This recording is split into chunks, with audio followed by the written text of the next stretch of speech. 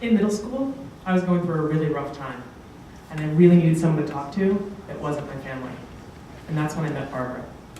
She was twice my age, but that didn't matter, because she was someone that I could talk to, that I could relate to, and most importantly, someone that could help me realize that I could get through this time.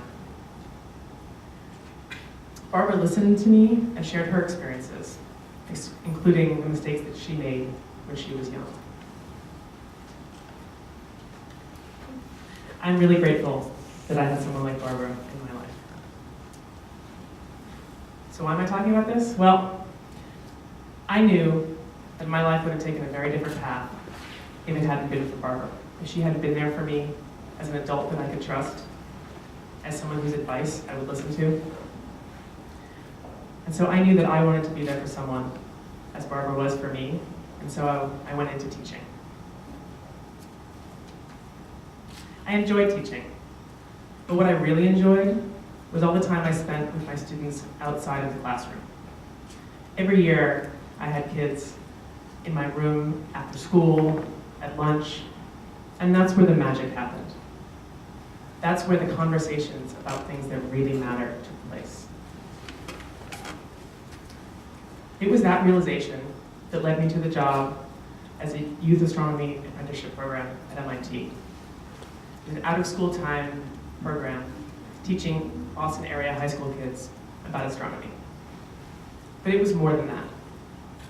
One of YAA's missions was to promote positive youth development and increase 21st century job skills of the students. Kids stayed in the program for a semester, a year, 2, sometimes 3 years. And we taught them a lot of astronomy over that time. But more importantly, we were mentoring these kids. I remember having a conversation with Kamiko about what she needed to do to get into nursing school. And under the mentorship of my boss, Heleno worked on an astronomy project for the Massachusetts State Science Fair and won the Apollo Award and a $20,000 scholarship to UMass Amherst. We were changing kids' lives.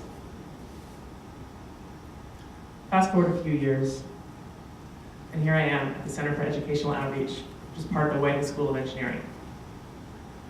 I get to do a lot of different things during my job. I teach a graduate course in science communication, in which the students enrolled learn to talk about their science and their research in non-technical terms. And so they work on an activity or a presentation, and then we go to a high school classroom where their skills are put to the test.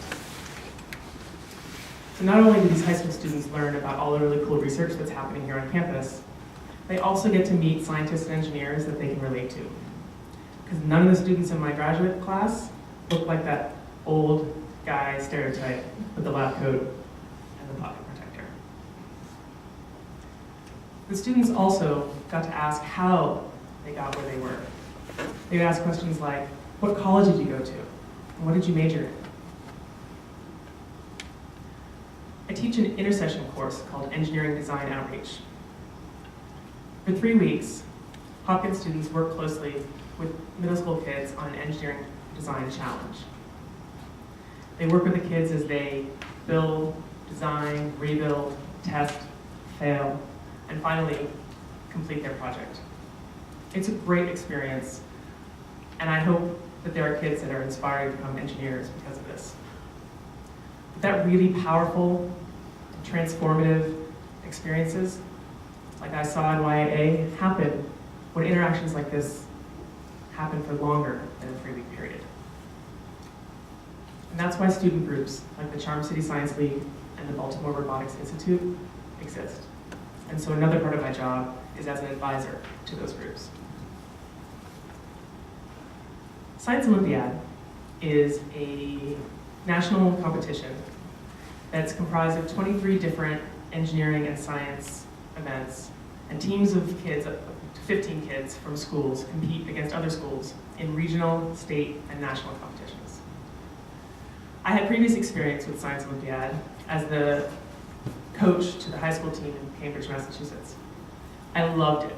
I loved seeing all these kids come after school and learn about so much science that they weren't getting in class, and willingly.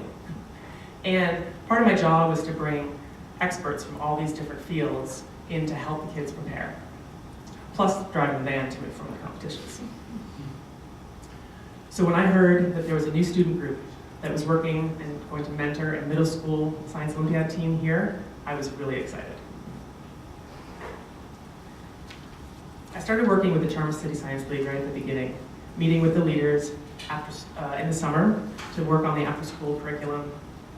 And also, I worked really closely with them on how they were going to train their incoming mentors, because that's what determined if they were going to be successful, having amazing, dedicated mentors. I felt like a mom teaching her kid how to walk. I was holding their hands and modeled how to lead the sessions, how to work with kids. And then over the course of the year, the mentors didn't need my hands anymore. And they gained the confidence and the skills they needed to lead the sessions on their own. One of the mentors noticed that not only did he gain skills that helped him with middle school students, but he found it easier to talk to the other people in his lab, to his professors, and he felt more confident as he was going into his interviews for medical school. It seems as the mentoring wasn't just about what the kids were getting out of it. Baltimore Robotics Institute started at the same time as Charm City.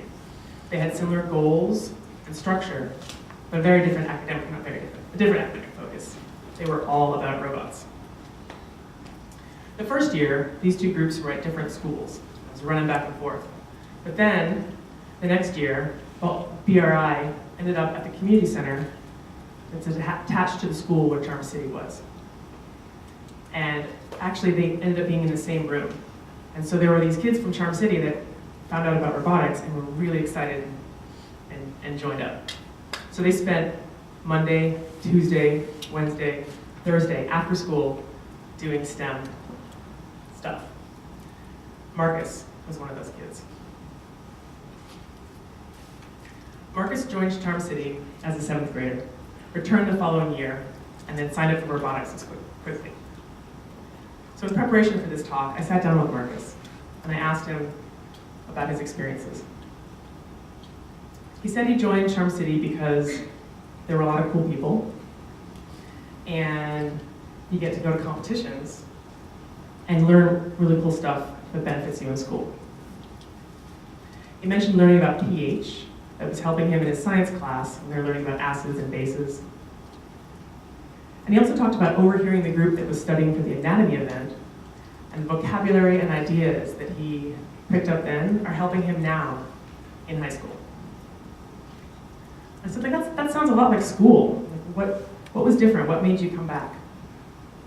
And he said it was the mentors. He said it felt like family.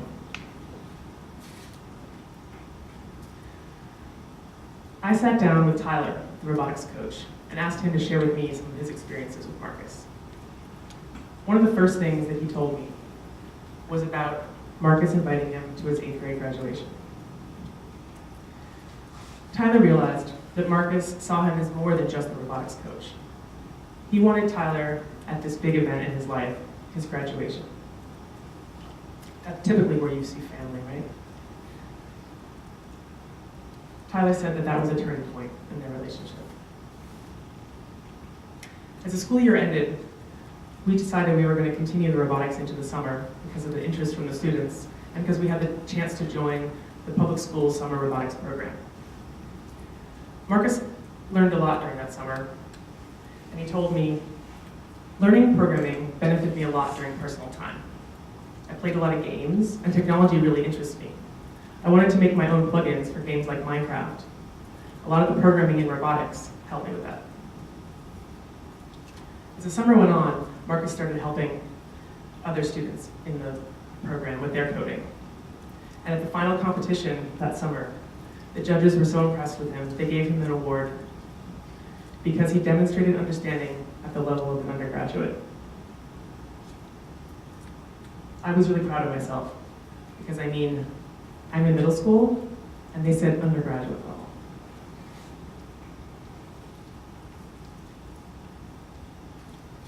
I want to share with you an email exchange between Tyler and Marcus from the night before the competition. Marcus wanted to double check that one of the other students' code was all set and everything was going to be okay for the competition. So he emailed Tyler and asked for it. Tyler wrote back, gave him the code, and said, he added, "Marcus, I'm really impressed with how proactive you are with your coding and how much extra time you put into working with the other students. Great job. Keep up the good work. I'm very proud of all your hard work." Marcus's reply is what really got me. "Tyler, personally, I think you deserve all the praise. If it weren't you, I'd be in my house not doing really much. You've allowed me to have a great experience working with robots. It must take so much to run a functioning program. And there's no way to express my gratitude for the experiences you've given me."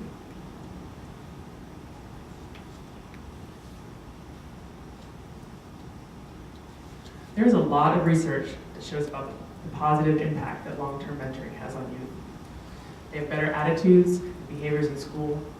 They're more likely to go to college. They're less likely to use drugs and drink alcohol. They have higher self-esteem. The list goes on. That's why Charm City and BRI don't accidentally mentor kids. They don't hope that maybe mentoring will happen. It's part of their mission statement. It's a cornerstone of their structure. The undergraduates don't call themselves volunteers. They call themselves mentors because that means something. They ask for a commitment once a week for a prolonged period of time because they know that that's how these transformations happen. I will forever be grateful that I had a mentor who helped me when I really needed it. I know that Marcus is grateful for the mentors that he's had in Charm City and BRI. What's the name of the person who'll be grateful that you were a mentor to them?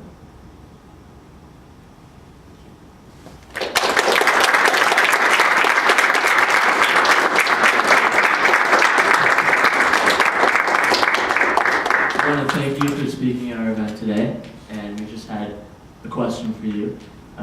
We were wondering what new educational initiatives you've been involved with recently at Johns Hopkins. So given my experience with what the mentors have gotten out of their experience with Charm City and BRI, I've been working on with the Center for Social Concern on community-based learning and hoping that we can increase the number of opportunities for Hopkins students to get involved in the community and to be mentors. Because again, as I mentioned, the skills that the Hopkins students are gaining from this, are beneficial. Communication, problem solving, being able to think on their feet. Dealing with middle school students is not easy. So that's what I've been working on. Thank you.